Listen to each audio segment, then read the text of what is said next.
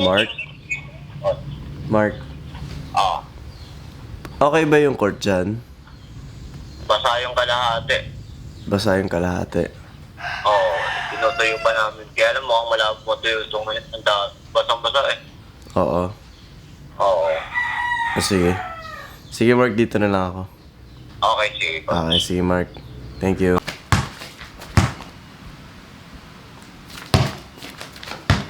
Pa-start tayo. My dad is working on his moves. So, ganun siya every day before we start. He trains. Siya yung nag-train.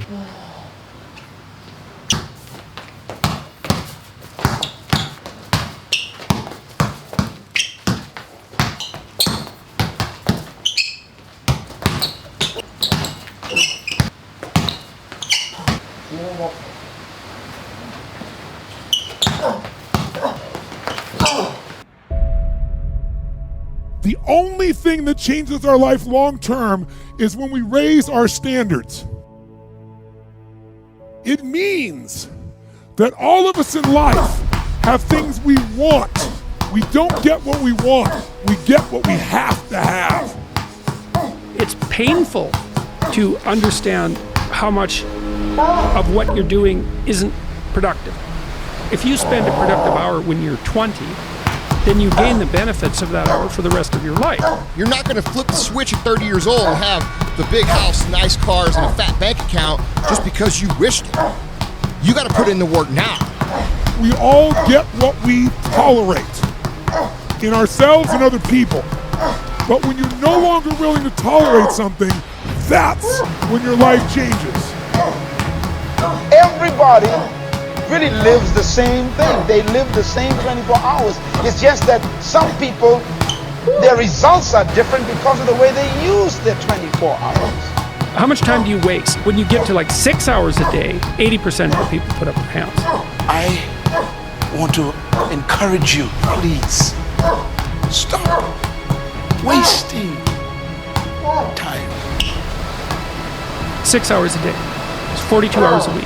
So let's call that a work week, 40 hours a week. Let's assume your time's worth $50 an hour, which I think is an underestimate, but whatever. Let's call it 50. We call it 25, but we'll call it 50. That's $2,000 a week you're wasting. It's $100,000 a year. It's like, how much better would your life be if you weren't wasting $100,000 a year? It's like, what is that over 40 years? $4 million. It's like, you're rich. You don't even know it. Quit wasting time. Everyone in the world has a list of things they think they should do. I should lose weight. I should work out. I should spend more time with my kids. I should work harder. I should make more calls. I should.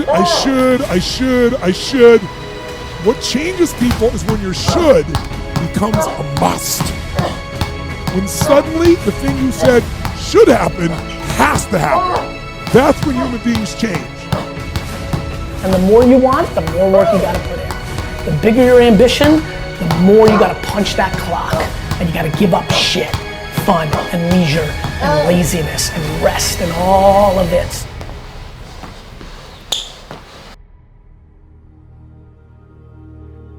Do not waste your life. Don't waste your life. And please don't have an attitude that somebody else needs to do for you what you're supposed to be doing for yourself. So when I procrastinate, even though I think that I'm giving myself a break, I'm actually going to have to work twice as hard as I would have had I just got up and done it. Discipline hurts, doesn't it? We don't want to do it for a little while. But regret is long term. The way that you're going to enrich and fulfill and feel good about your life is by doing the best that you possibly can for yourself. And that doesn't mean you're selfish. What would be the consequences? What are the consequences of you putting off whatever it is for too long? Guys, once you know something is right to do, don't wait anymore. Okay, don't put it off, because these are the things that are critical. Come on, you need to do some things for yourself in your life. There's some things that only you can do, and if you won't do them, nothing is ever going to work in your life. I think laziness destroys as many lives as any other sin does. And it may be destroying your life right now, and you may not even think of what you're dealing with as laziness. You may think that you just have a parenting problem, or you may think that you have a marriage problem, or you may think that you have a financial problem, when in reality what you have is a laziness problem. Whatever that anything in life that's worth having, worth fighting for, worth working toward, requires discipline. Don't waste your damn life. It's painful. It's painful to recognize that. Then it's painful to think, oh my God, look how undisciplined I am. I don't know anything. I can't use a schedule. I can't stick to a calendar. I don't have any aims. I don't know anything about the world. Right? And maybe there's a part of me that's bitter because I haven't got everything already, and I'd just like to say, to hell with it. It's like that's what makes you vicious and untrustworthy. All of that. No one wants to look at that. And no bloody wonder. You do it now. Stop procrastinating. Do the things that you ought to be doing. You cannot stop a day. You cannot stop an hour. But you can control how it will be used. Successful people do have one thing in common. They have an enormous amount of discipline. They are willing to do the things that unsuccessful people don't want to do. So how did I get here? By being the hardest worker in the room. How are you going to get here?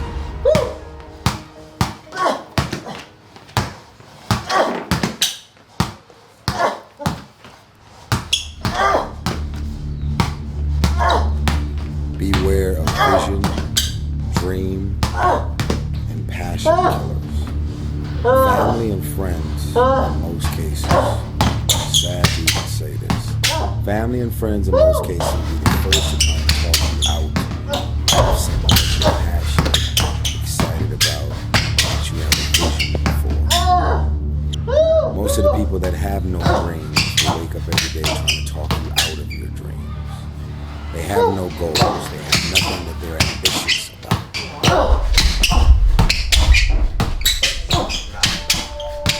Create your own reality.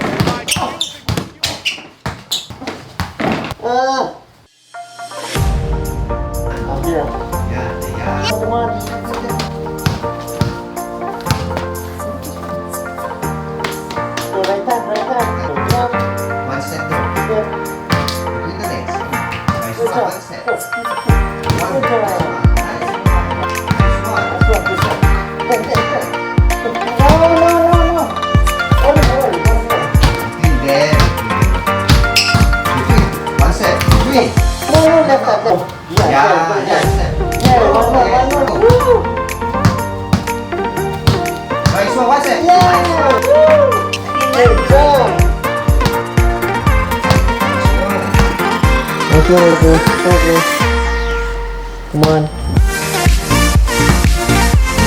Good job, buddy. Stop the bullet. Woo! Yeah.